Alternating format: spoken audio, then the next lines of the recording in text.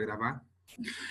Eu preciso começar essa aula falando para os senhores que é um prazer imenso estar reunido com vocês nessa maravilhosa manhã de sexta-feira para juntos brincarmos, compartilharmos e nos divertirmos com a ciência mais linda, fantástica, sensacional e apaixonante de todas, jovenzinhos, que é a física, galera, que é a nossa linda física.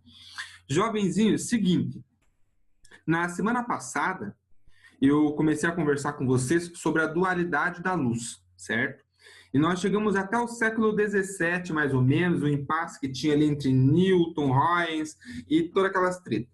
Então, eu vou só relembrar esse finalzinho com vocês e nós vamos continuar esse caminho todo até nós chegarmos ao veredicto de que a luz se comporta como onda e como partícula e de brinde no final vai pegar uma explosão, vai estar falando, ai meu Deus, como assim, maluco? Mas a gente vai chegar lá. Faz parte do processo aí, tá bom? Então, eu vou compartilhar a minha tela com vocês, jovenzinhos. Cadê minha tela? Tá aqui. E vamos lá. Então, eu encerrei, deixa eu só pegar o meu resuminho aqui para não pular nada. Eu cheguei com vocês, jovenzinhos, até falar sobre a treta que teve entre Newton e Huygens, tá bom? Eu não vou fazer de novo a discussão, só vou colocar um resuminho aqui para a gente poder lembrar. Então, Newton, ele defendeu a luz como sendo uma partícula. E Huygens, o nomezinho ruim de escrever, Huygens, ele definiu a luz como onda. Tá bom? E aí Newton entendia que a luz era uma partícula, na reflexão eram partículas que vinham, batiam no espelho e eram refletidas, tipo uma colisão. Huygens entendia que não, que era uma onda que vinha se propagando, batia no espelho, era refletida e assim por diante. Porém, jovens, Newton, por toda a contribuição que já tinha feito em outras áreas da física, teve a sua proposta de teoria para a luz aceita, e não Huygens. Huygens não tinha tanto tempo assim na ciência, não era tão experiente, então eles optaram por escolher a proposta de Newton, por achar que Newton era mais confiável do que Huygens, tá bom? Então, nesse momento, prevalece a teoria de Newton.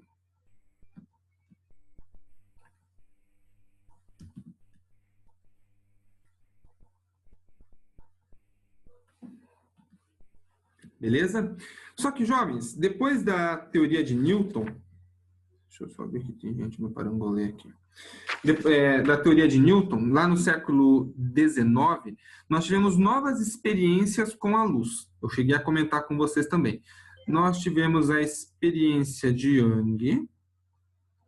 Ele fez aquela experiência da fenda dupla, que ele jogava a luz contra a fenda dupla, e se a luz fosse uma partícula, ela ia iluminar só 2 pontos específicos no anteparo. E não era isso que acontecia. Vários pontos ficavam iluminados, provando que tinha que se propagar como onda para poder chegar luz àqueles outros pontos que foram iluminados, tá bom? E Young fez a experiência que provava que a luz era onda. Fresnel, Fresnel, jovenzinhos, confirmou o que Young fez, ele refez o que Young tinha feito e fez uma palestra para ajudar Young nessa divulgação da proposta da luz como onda. E nessa palestra, Poisson ficou meio tipo, será, mano? E falou assim, Fresnel, se o que você está falando é verdade, se nós fizermos a seguinte experiência, de pegar um anteparo aqui, colocar uma moedinha na frente do anteparo e jogar luz nesse sistema, a parte onde está a moedinha vai ficar com sombra, mas bem no centro vai formar um ponto claro, porque se a luz se propaga como onda, ela vai interferir construtivamente lá no meio. Fresnel não tinha pensado nisso. E agora, né? Bom, mas se for para ser, será, né? Ele não queria impor nada, ele queria entender uma nova forma de interpretação para a luz que fosse correta. Então ele topou a proposta de Poisson, fizeram a experiência, jovens, e realmente isso aqui aconteceu. Ele provou, por outra experiência, que a luz realmente se comportava como uma onda. Mas, jovens, essa é a parte que eu acho mais chocante da ciência, mesmo já tendo Huygens, que tinha falado antigamente da onda, Young provou, Fresnel provou, Poisson fez uma outra proposta que também provou, prevaleceu, jovens, ainda assim, a proposta de Newton. Prevaleceu a teoria de Newton. Mas por que prevaleceu a teoria de Newton? Por que, jovenzinhos? Newton teve grande contribuição para a ciência, na parte de mecânica, de gravitação, de ondas também. Então, era uma nova verdade, eles ainda não tinham certeza se aquilo não poderia ser explicado com a luz sendo uma partícula, não foi aceito ainda, prevaleceu a teoria de Newton, mesmo tendo todos esses experimentos. Isso me deixa chocado, jovenzinhos. E aí, só mais para frente, com uma experiência que foi feita para o Foucault. O que Foucault fez, jovens? Ele mediu a velocidade da luz.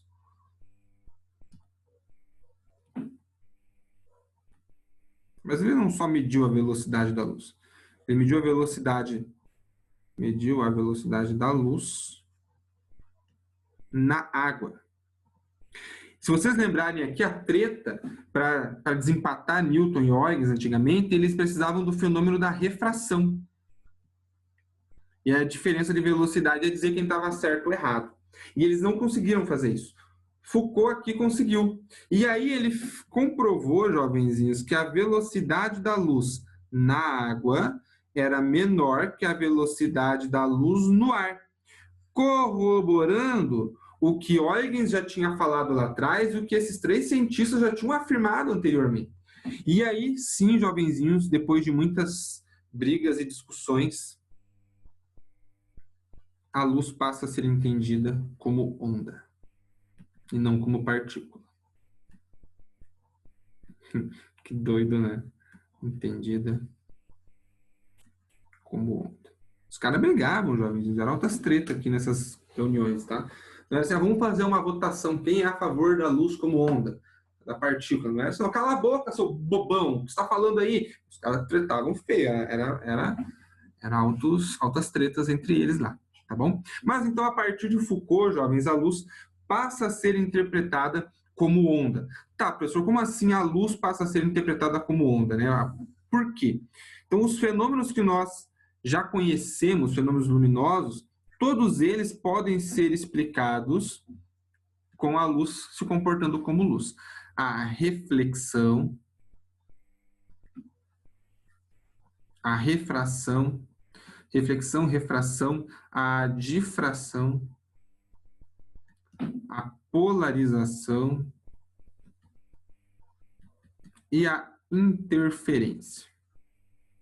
Tudo isso aí, jovens, vocês estudaram com o professor Afonso em óptica, tá bom? Reflexão da luz, refração da luz, difração da luz, polarização da luz e interferência da luz.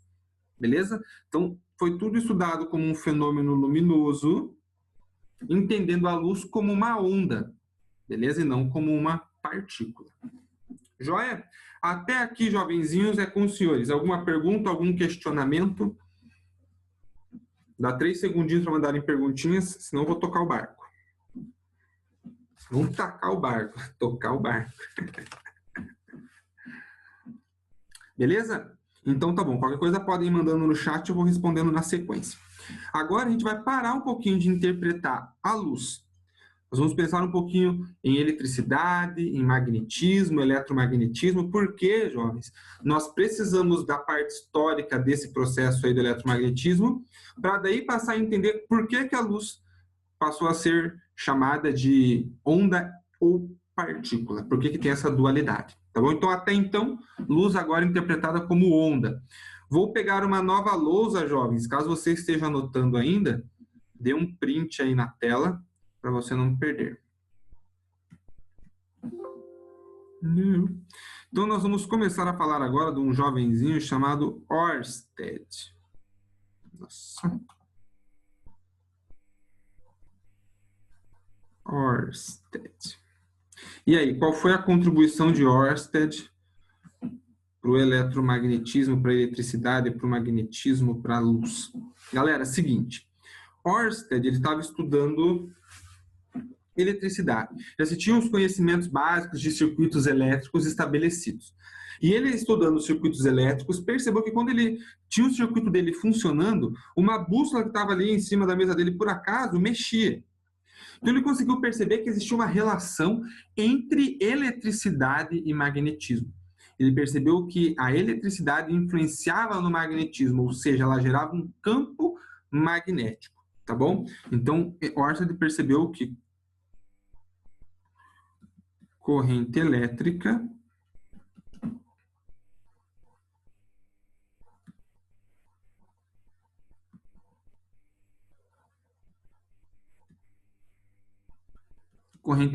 gerava campo magnético. Beleza? E aí, jovens, depois de Ørsted, quem deu uma sequência interessante aqui foi Faraday. O que Faraday fez? Ele fez uma descoberta muito semelhante à de Ørsted, mas numa perspectiva um pouco diferente. Enquanto Ørsted descobriu que corrente elétrica gerava campo magnético, Faraday descobriu que a variação do fluxo magnético ia fazer surgir corrente elétrica. Então, Faraday chegou na relação que nós estudamos recentemente, jovenzinhos. Variação do fluxo magnético com o passar do tempo, gerando uma FEM. E a FEM fazendo surgir corrente elétrica. Então, ele percebeu isso. E estabeleceu-se, então, jovenzinhos, uma relação de simetria. E essa relação de simetria é bastante importante. Percebeu-se que variação do campo magnético ia gerar um campo elétrico, variação de campo elétrico ia fazer surgir um campo magnético. Eu posso entender que quando eu tenho corrente elétrica, eu tenho um campo magnético, elétrico oscilante, e quando eu tenho um campo, uma variação do fluxo magnético, eu tenho um campo magnético oscilando. Tá bom? Então, as duas relações que Ørsted e Faraday construíram, a gente pode representar por essa simetria. Então, jovens, aqui fica estabelecido, existe uma relação entre eletricidade e magnetismo. A lei que os dois construíram provou isso. Ørsted já tinha falado, mas parou nisso, não conseguiu ir além. Faraday fez uma nova descoberta que mostrava isso, mas ninguém conseguiu equacionar, fundamentar tudo isso aí, tá bom? Então, só ficou sabendo que existia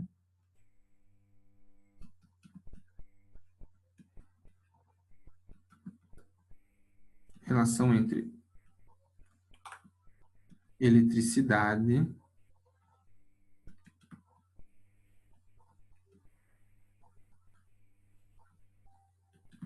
e magnetismo. Fechou? Galera, essa relação é muito importante, porque antes eletricidade era uma coisa, magnetismo era outra. Agora, olha isso aqui, ó. As coisas passaram a ser entendidas como uma coisa só, eletricidade e magnetismo. Porém, não chegou a ser fundamentado como uma nova área de estudo. Ah, tem uma relação ali, beleza. Mas quem vem desbancando essa relação, jovenzinhos, e botando ordem no Paranauê todo aqui, foi Maxwell, James Clerk Maxwell.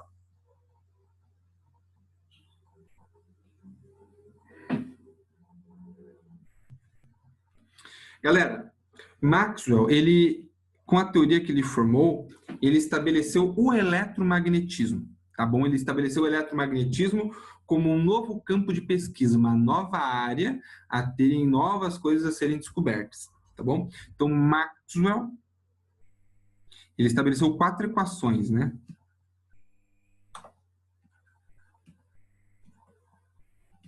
E essas 4 equações fundamentaram um novo campo de estudo, o eletromagnetismo. Vou colocar assim, ó, fundador, entre aspas, porque não é que ele já sabia que tinha relação, mas foi ele que conseguiu organizar tudo isso, tá bom?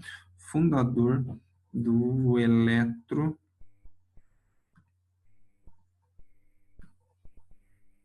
eletromagnetismo. Beleza? O que Maxwell estabeleceu? Já, olha, cara, o Maxwell foi top também, mano. Ó, eu tenho uma onda eletromagnética. Tá? O que é uma onda eletromagnética?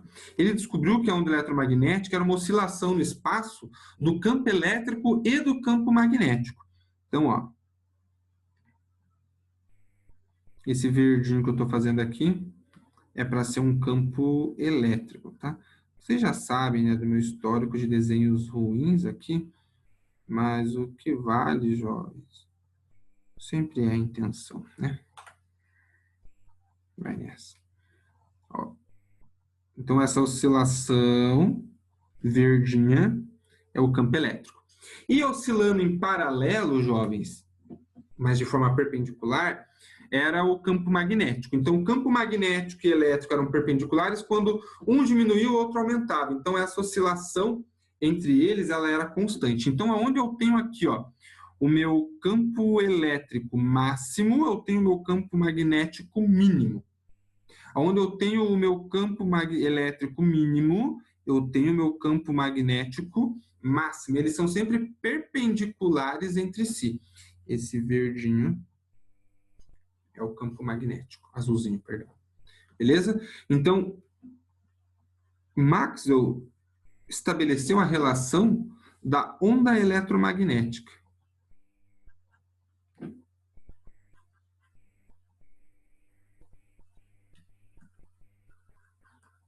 Ele foi além, jovens, ele não ficou contente em fazer isso.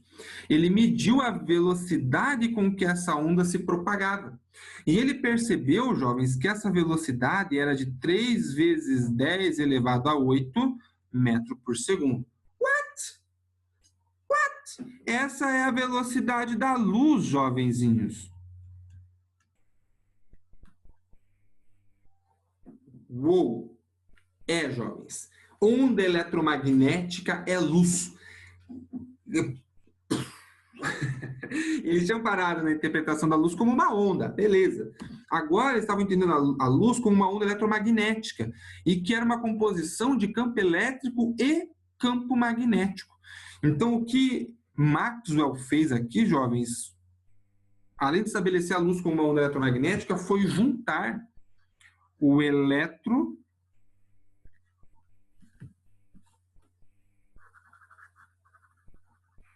eletromagnetismo e a óptica, beleza?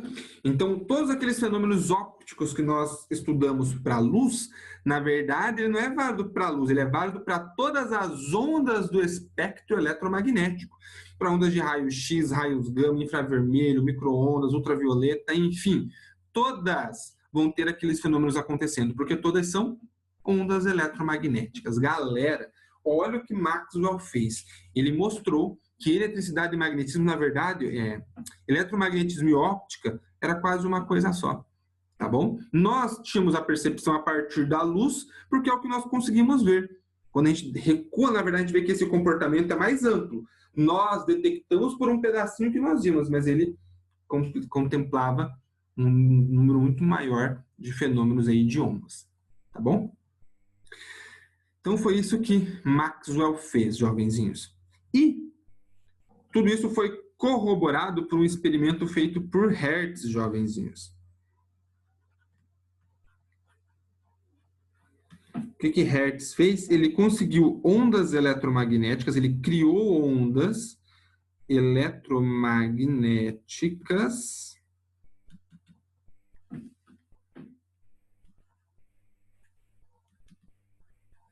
a partir de cargas aceleradas.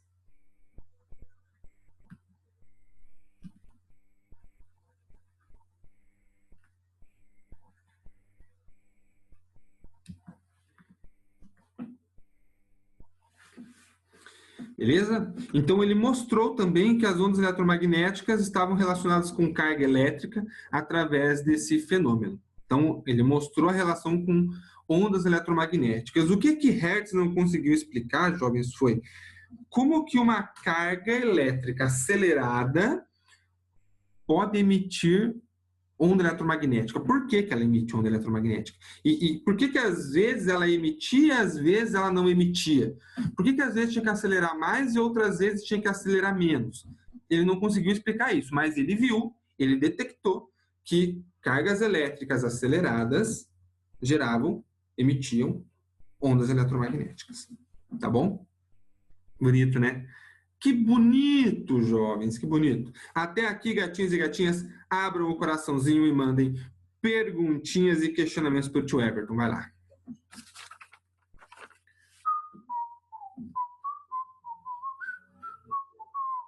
Beleza? Tranquilo?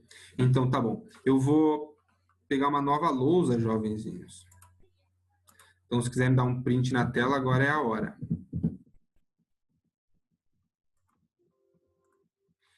E aí?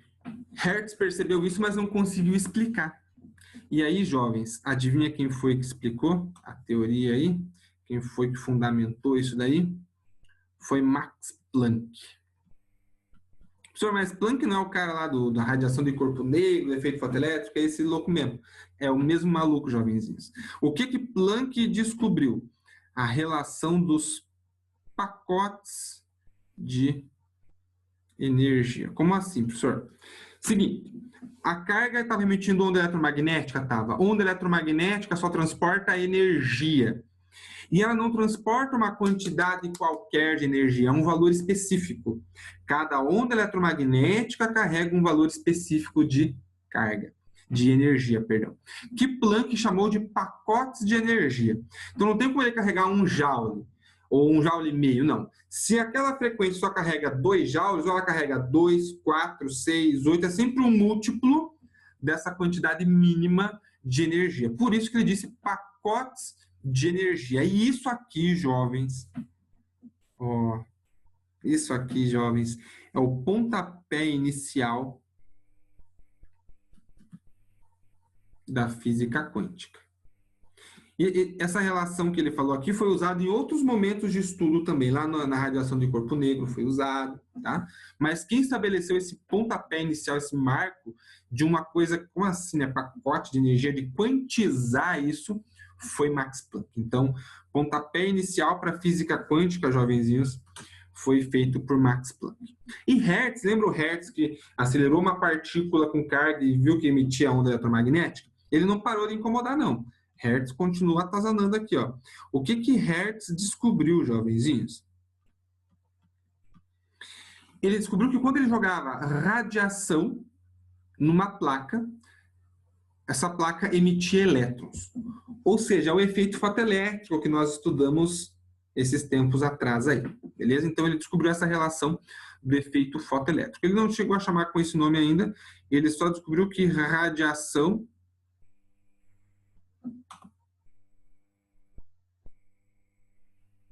incidente numa placa metálica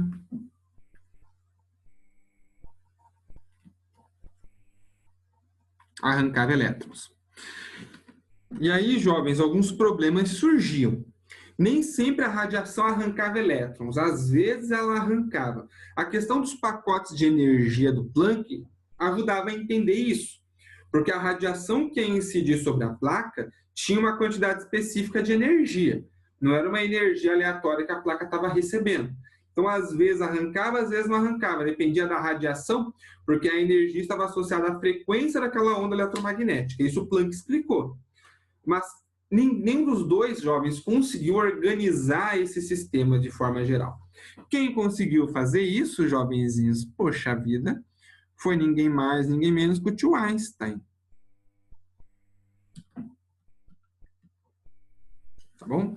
Então foi o tio Einstein que fez essa relação, chamou de efeito fotoelétrico e equacionou, né? Ele disse que a energia com que o elétron é arrancado é H vezes F, a constante Planck vezes a frequência da radiação, menos a função trabalho, que era a energia mínima para arrancar o elétron. Então, Einstein formalizou isso aqui, jovenzinhos, e ganhou um Nobel por isso, tá bom? Vou até colocar aqui, acho que é importante nós relembrarmos isso, destacarmos aqui, ó. Isso rendeu um prêmio Nobel para Einstein, tá bom? Tá, mas e aí? E aí, jovens, qual foi a treta estabelecida aqui? A treta estabelecida foi de que Einstein falou, galera, olha, tem alguma coisa muito estranha acontecendo. Por quê? É radiação, é uma onda eletromagnética que a gente está incidindo sobre a placa. tá bom? Então é uma onda. Beleza, é uma onda. Mas se eu estou arrancando um elétron, eu tenho que ter conservação da quantidade de movimento. Se eu tenho um movimento do elétron nesse sentido, eu tenho que ter alguma coisa no movimento no sentido oposto, para equivaler e a quantidade de movimento se conservar. E isso só pode ser interpretado se eu entender a minha luz como partícula. Aí a galera, eita, mas já foi falado que a luz não é partícula, Einstein sossega o facho, a luz é onda. Mas Einstein bateu o pé e falou, mas gente, não faz sentido. Eu entendo que ela é uma onda, mas para ter esse fenômeno acontecendo do elétron ser arrancado, tem que ter batido uma partícula por conservação da quantidade de movimento. Ou então a quantidade de movimento não se conserva e tudo que a gente já sabe está errado.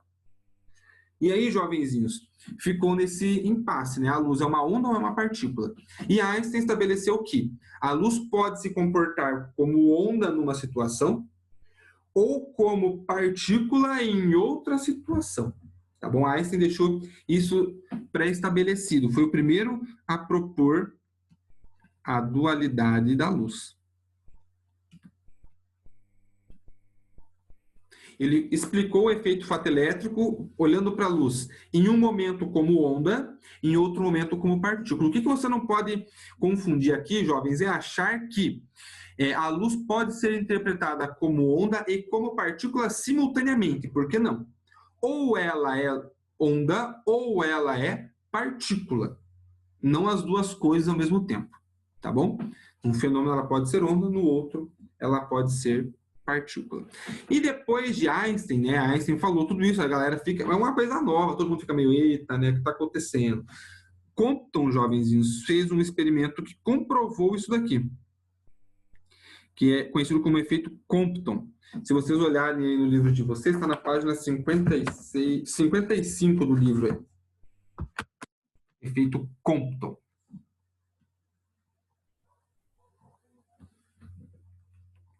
O que o Compton fez, jovens? Ele fez o espalhamento de raio-x. O que é isso, professor? Ele pegou raio-x e emitiu sobre uma placa. E quando ele emitiu o raio-x sobre a placa, ele emitiu aqui, o raio-x na placa saiu lá. Como assim o raio-x sofreu um desvio? Refração agora, mas é um meio opaco. Como é que é isso? O que na verdade aconteceu, jovens, é que a radiação era uma onda, a radiação raio-x, essa onda eletromagnética era uma onda, colidiu com a placa, se comportando como partícula. Teve um processo de mudança de direção de movimento por conservação da quantidade de movimento. Quando saiu da placa, se comportou como onda, se propagando num sentido diferente. Na página 55 do livro de vocês, tem essa ilustração. Tem lá o raio-x emitindo uma luz, ondinha vermelha se propagando, bate na placa, se comporta como partícula, e quando sai uma nova onda, ela sai com uma direção diferente da que ela chegou. Isso é que eles chamam de espalhamento. Você muda a direção com que a radiação sai do sistema em relação à direção que ela chegou. Então, isso provava que, num instante, o raio-x se comportou como onda, em outro instante, o raio-x se comportou como partícula. E aí, jovenzinhos, ficou estabelecida a dualidade onda-partícula. Beleza? Agora, jovens, não acaba aqui. Já está estabelecido, tudo bem, que a luz é uma onda e uma partícula, mas tem mais uma discussão que a gente precisa fazer aqui, que é a partir... Agora eu quero ver. A partir da hipótese de de Broglie, jovenzinhos.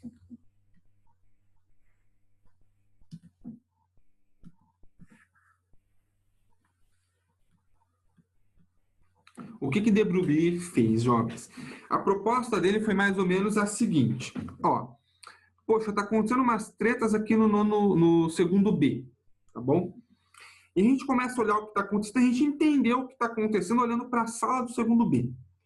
Mas ele falou assim, gente, e se a gente parar de olhar para a sala do segundo B e olhar para o prédio do ensino médio? Será que a gente não entende melhor o que está acontecendo ali? Então ele propôs um olhar mais amplo. Ao invés de olhar só para esse fenômeno, dá um passo atrás e olha o todo. Será que nós não estamos interpretando a luz como uma onda e como uma partícula, mas na verdade, olha que viagem, tudo pode ser onda ou partícula? Ele propôs, jovenzinhos, a teoria da onda de matéria. Como assim, professor? Cuidado, isso aqui pode gerar um pouco de confusão. Quando ele fala onda de matéria, não quer dizer que matéria está sendo carregada por onda, é impossível. Onda só carrega energia, não carrega matéria. Não. O que ele quer dizer é o seguinte, jovens, professor Everton, aqui, ó, sou matéria, eu posso me comportar como onda. Como assim? Exatamente. Ele diz, jovens, que não é a luz que pode se comportar como onda ou como partícula. Tudo que existe no universo pode se comportar como onda ou como partícula. Nós percebemos esse comportamento primeiro para a luz, porque ela está no intervalo que nós conseguimos detectar essa dualidade. Os outros componentes do universo vão sofrer isso em outras condições que nós não conseguimos detectar. Mas não é porque não acontece, é porque nós não conseguimos ver. Jovens, pensem que doideira. Você, ser humaninho, você mesmo. Você não é só matéria, você é onda. Você é onda. Já pensou? Ó, eu vou ali na Lua rapidinho e já volto, tá bom? Vai virar onda, vai até a Lua e volta da Lua para casa.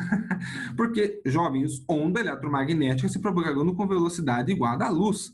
Então, qual é a distância que você não vai percorrer aí em 10 minutos? Sei lá quanto tempo você vai levar para chegar na Lua?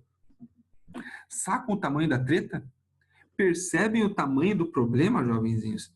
E De Broglie não joga a teoria no ar e sai fora, não. Ele fica ali, ele bate de frente, ele peita, ele defende e ele constrói uma equação, jovenzinhos. Ele diz o seguinte, que o comprimento de onda da matéria vai ser a constante de Planck dividido pela massa dessa matéria dividido pela velocidade que essa matéria se propaga.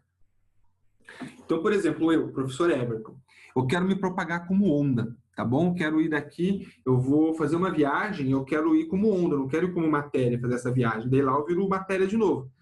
Mas eu quero ir na onda verde, eu quero ser luz verde, porque eu acho o verde mais bonito. Então eu pego aqui o meu comprimento de onda do verde, substituo a constante de Planck, a minha massa, e isolo a velocidade. E aí, jovens, eu sei a que velocidade eu tenho que ser acelerado para que meu corpo passe a se comportar como onda e não como partícula. Mano, olha o tamanho dessa treta, maluco. Olha o tamanho dessa treta. Só que, jovens, qual é o problema? Essa velocidade é muito alta, muito alta. Nós não temos nenhum dispositivo que consiga fornecer energia suficiente para acelerar uma massa tão grande a essa velocidade. Então, nós não conseguimos alcançar a velocidade que nós precisaríamos para se comportar como onda. Já pensou que legal? Vou dar uma corridinha ali no mercado que acabou o pão para o café da manhã. Aí você vai correndo no meio do caminho, você vira onda, chega lá, você vai diminuir a velocidade, você vira partícula de novo, pega o pão, paga o pão, começa a correr para voltar, vira onda de novo. Já pensou que maluco, jovens?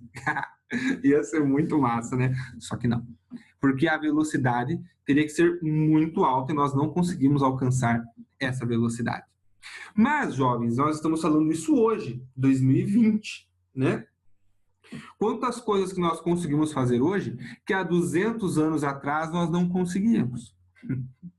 Será que daqui 200 anos já não vamos conseguir?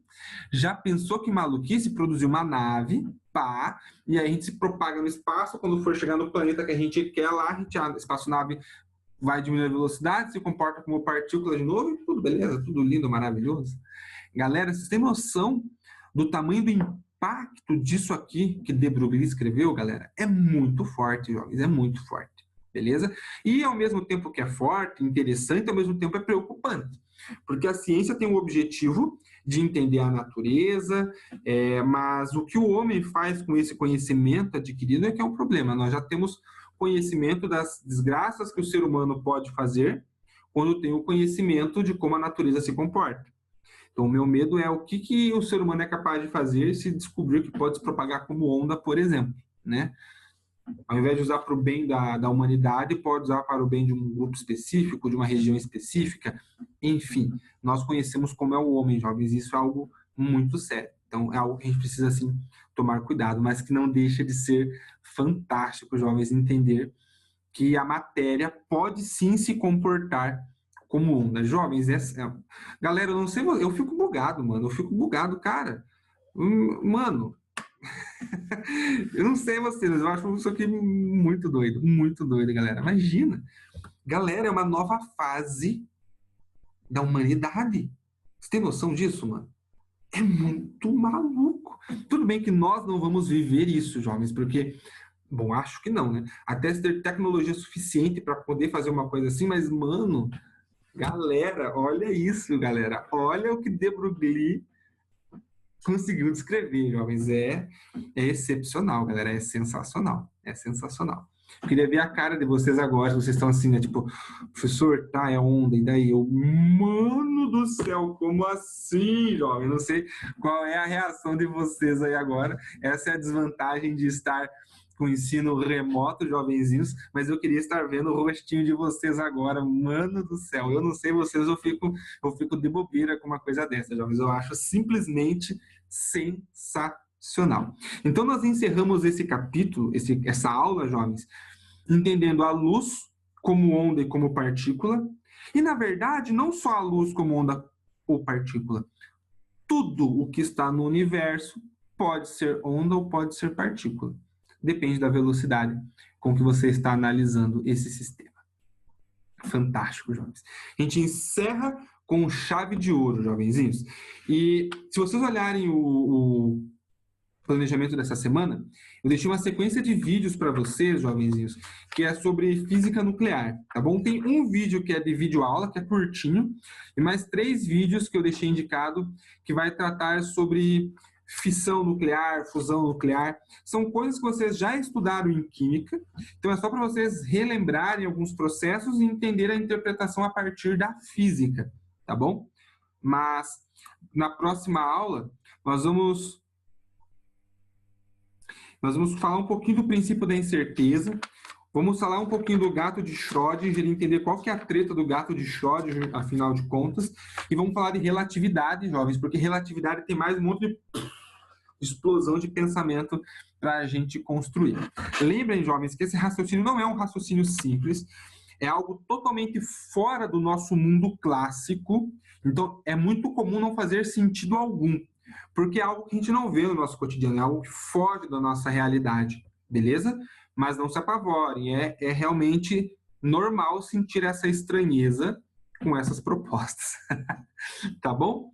Galera, então não deixem de assistir os videozinhos que eu deixei indicado, porque a nossa abordagem para física nuclear vai ser a partir daqueles vídeos, tá bom? E aí na semana que vem a gente começa a falar da relatividade. Beleza? Jovens, 1 minutinho para acabar a nossa live aqui no Zoom. Eu agradeço a atenção de vocês, desejo uma ótima sexta-feira, um excelente final de semana. Nos vemos de novo na semana que vem. Mandem um tchau aqui no chat para, se eu precisar fazer conferência de presença, eu saber quem estava presente. E me dê um tchau bem bonito, minhas ondas eletromagnéticas queridas. Tchau, professor. Tchau, João. Tchau, professor. Falou. Falou, professor, bom final de semana. Falou, meu rei, para você também. Adeus, TMJ. Falou. Obrigada, professor. Bom final de semana. Obrigado, professora Sandra, para você também. Obrigada. Só aguardo daí a confirmação das avaliações, por favor. Deixa. Eu acabo a aula agora, eu tenho mais uma aulinha na sequência e depois eu já mando para você, tá bom? Obrigada, viu? Nada, tchau, tchau.